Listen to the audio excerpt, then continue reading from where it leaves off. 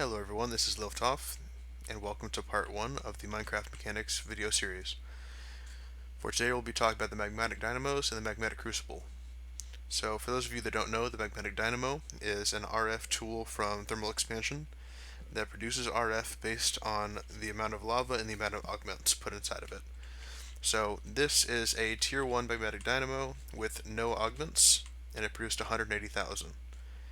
This is a tier, well, I mean, there's only actually one tier of dynamo, but this is a dynamo with a tier 1 augment in it, produced 198,000. This one has tier 1 and 2, produced 243, and this one has all the way up to tier 3, and it produced a third of a million.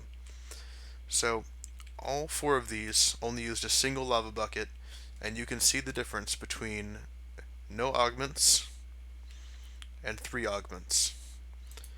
Now, these augments are put in the augmentation slot, and if you chose to, you can remove the redstone slot and put something else in, but there's not really much that's worth putting in. So, I have the cryo regulator, the secondary gearbox, and the flux linkage optimization. And between all of these, you get a very significant increase in RF production. So, coming over here, you'll get the rough idea of all the different parts that you need in order to make them. And all of these machines can be made very early on.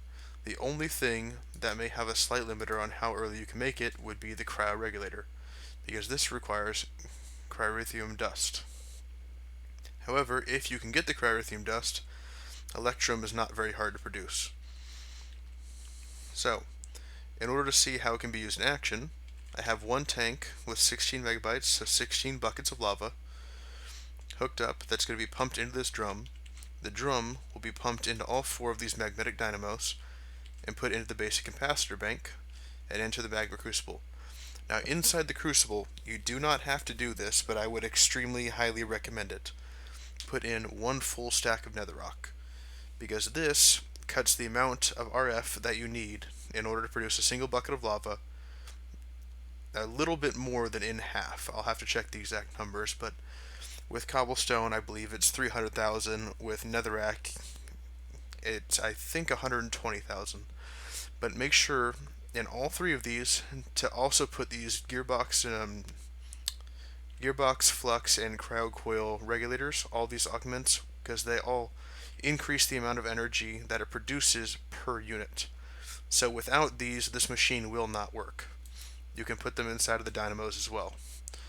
So, in order to show how this can be used effectively, I would take a servo, turn off the redstone regulator,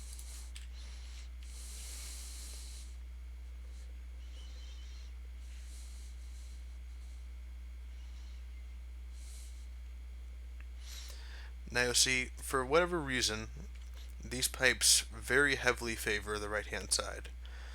But once the right hand side is finished filling up, they will go to the left hand side. And while it may look bad right now, the lava has been pumped into each of these dynamos, causing them to keep working.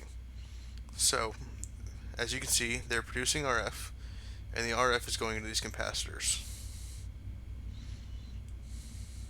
They're producing 160 RF each, and that is going into the crucible. Now, you may notice that the energy is going up much faster than it would be if you hadn't had everything attached to it. That's because we're producing an excess amount of power, which is the reason why you need to have the capacitor banks on there, because once this fills up, the capacitor banks will fill up, and that'll be your buffer. So, once it is finished processing, it will produce 1 bucket of RF, or correction, 1 bucket of lava per 120,000 RF, and the way this system is set up is it'll pump out of this tank into the drum and distribute it, and it'll pump the product back into these tanks. Now, as I'm sure you're aware, when I started this, the only things I had was the 1600 buckets of lava, or 1600 metal buckets of lava. So what I'm going to do, just to show you all the production, is put 1 drum, and I will cut back to when it is finished producing. Alright everyone, I'm back. It took roughly 10-15 minutes, and as you remember, I had 16 megabuckets of or 16,000 megabuckets of lava, ran it through the processors, and it came out 32,000 megabuckets. Meaning with this machine that costs no power, and basically all you're investing is time, you can double your lava flow. And obviously, as you know, lava can be used for Tinker's Construct, for energy, whatever you need. So yeah, thank you for watching my video. If you enjoyed, just set it a like. I don't need to subscribe unless you really feel like it. Um, See you next time. Bye.